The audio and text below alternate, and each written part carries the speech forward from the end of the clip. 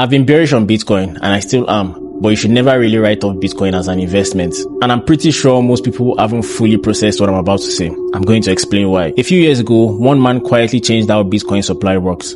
I'm talking about this man here called Michael Saylor. Now, Michael Saylor didn't just buy Bitcoin. He literally took hundreds of thousands of Bitcoin out of circulation and publicly said that they are not for sale. After he did that, institutions like BlackRock, Fidelity, Grayscale, they also started doing so as well, buying thousands of Bitcoin. Now, what I'm saying may sound like conspiracy theory, but when you look at the numbers, then it starts to make sense.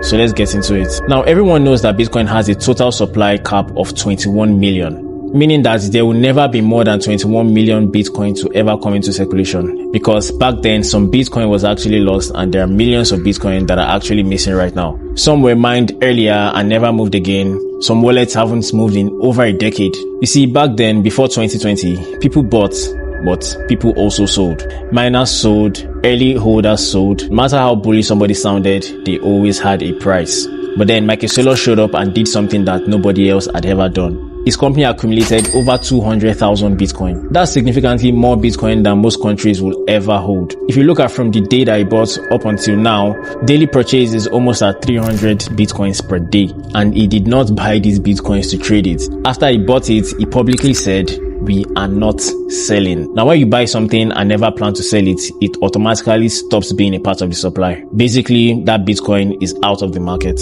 After the most recent Bitcoin halving, 450 coins come into circulation every day. And you know, I already averaged Michael Saylor's purchase to 300 Bitcoins per day. Now, that is a lot of supply. Now, most people would think that if this was really important, prices should have skyrocketed by now.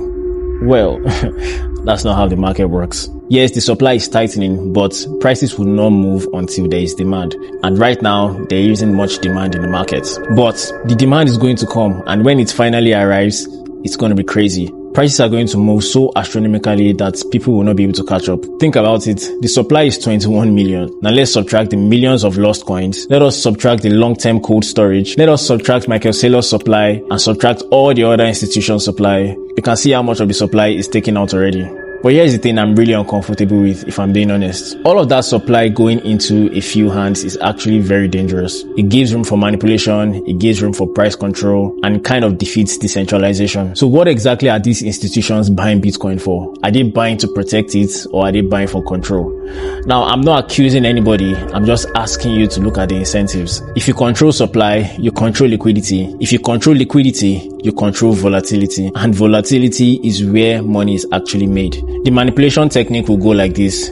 They accumulate quietly, they let price rise naturally, they wait for leverage, and then they release all of that supply when it hurts the most. Now, when I said you should never completely write off Bitcoin as an investment, I'm not saying you should buy now. What I'm actually saying is that you need to understand this game. Because if you don't really understand what's going on, you find it difficult to win here. But what do you guys think about these institutions? I would really like to know. Do you think they're up to no good with all of this supply that they've been accumulating? Or do you think they're holding out of desperation because they want to benefit from Bitcoin's intrinsic value? Are they going to use it for protection, or are they going to weaponize it? These are the questions. But I would really like to know. Kindly leave your comments in the comment section down below. And if you've enjoyed this video, make sure you smash the like button, subscribe, share, and all that nice stuff. I'll see you in the next one. Bye.